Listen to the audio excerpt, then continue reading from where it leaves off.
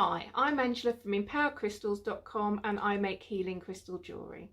Today I'm going to be talking about labradorite and its healing properties. If that's the type of video that you do like to see, please do click like and subscribe below. And if you're watching me over on IGTV, please do pop me a follow on my @empowercrystals account. Thanks very much. So we have labradorite. You can see it flashes all different colours. It's mostly grey, but it does flash from green to yellow to blue to purple, depending on the stone you've got, depending on the light that reflects it. So it's also known as spectralite, and it's part of the feldspar mineral family. It's known as a stone of transformation, as you can see from the way the light changes its colours. That's why it has that property of change and helping you through change. Related to this, it increases the strength and perseverance, so it will help you through periods of intense change. So if you do have something that you're going to be going through, moving house, divorce, any big changes, labradorite's a great one to carry around with you to help you through that change. On that note, it's also a stone of protection. So if you feel as though you're being bombarded with negative energy, it helps to strengthen the aura around us, and it helps to balance the aura. And so it creates a protective layer by working with our aura to protect us from outside negativity. Now, if you feel as though your negativity is coming from within, from negative thought patterns, labradorite probably isn't the one for you. But if you feel as though it's from outside influences and that you get very much affected, you're an empath, it's great for empaths, then it's very good stone for protecting you from outside influences. Another thing that is very linked to is psychic abilities. It's linked to our higher chakras, so it's linked to the crown chakra, the third eye and the throat chakra. So it's very much up in this upper region, and that helps with our psychic abilities, our intuition. So if you really like to develop that type of side, you really need to use this stone. And what I really like about this stone as well is it's supposed to increase the magical properties. So if you're into witchcraft, into psychic readings, tarot, labradorite really is the one for you. It really is a witch's stone. The other thing about labradorite is that it increases our intuition.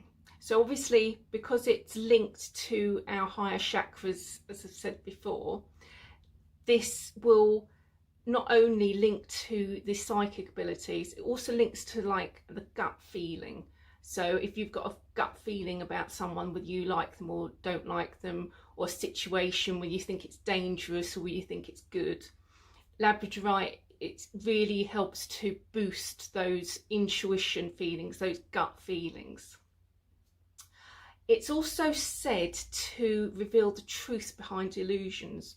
So if you're going through periods of change, and if you feel as though there's lies being said to you, or you're feeling as though you're not getting the whole truth, then labradorite is a great stone. I would say it's linked very well with somebody that's going through a divorce or through redundancy maybe, and it's great for getting behind those truths where people are telling you lies or creating a front. So it's a really good stone for helping you through that. The other thing which would help you through these period of changes as well is it's really calming stone.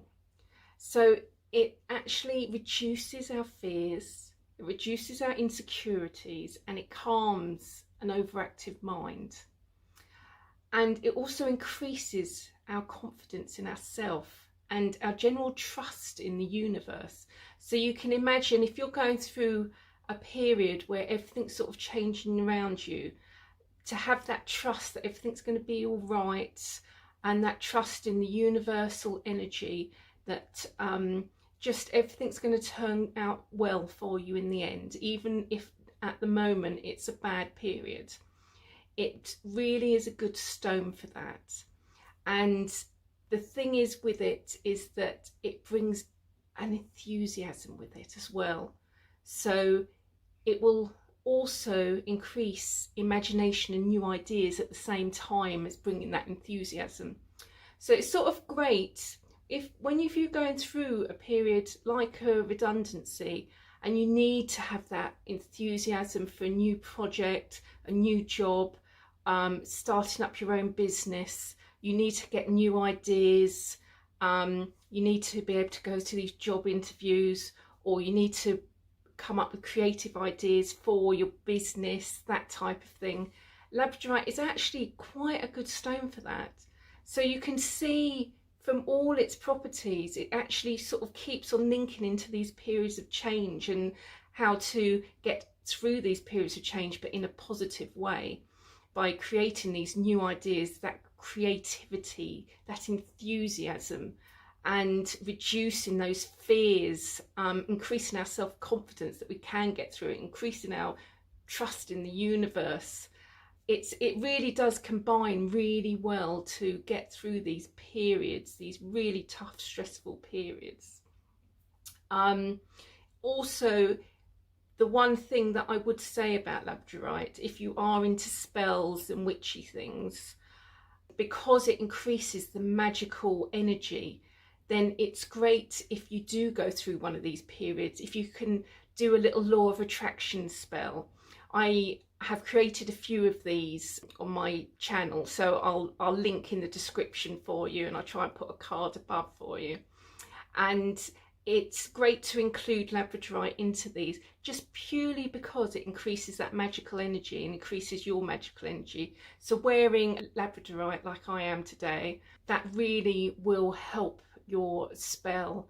And these spells, you don't need to think of them as witchcraft necessarily, just think of them as adding to positivity. So like a positive affirmation, even if you're worried about witchcraft and it being negative. It's just literally just saying affirmations with a little candle.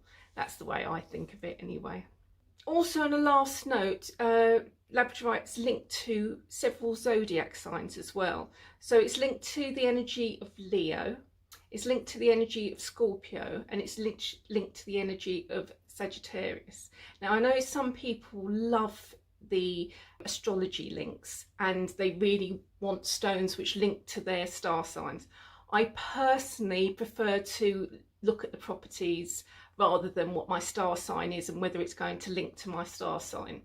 But if you are into that, that gives you those zodiac signs which they are linked to.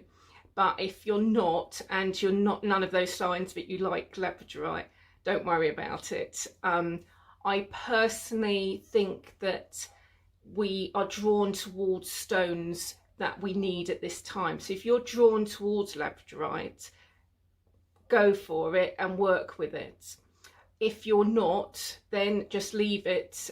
Even if your zodiac sign says that it will be a good match, don't do it just because of your zodiac sign. Okay, it's great if it does link into your energies, but I wouldn't use it as deciding factor of whether to work with a crystal or not. So that's all of the properties that I'm going to be talking about today. I do hope you enjoyed that, and if you did, pop me a like and a subscribe below. And I hope that you have a great day, and I hope to see you next time. I'll be doing a healing with labradorite next week, and so we'll get all the healing properties with mixed with Reiki next week. I hope you have a lovely time, and I'll see you next time. Bye.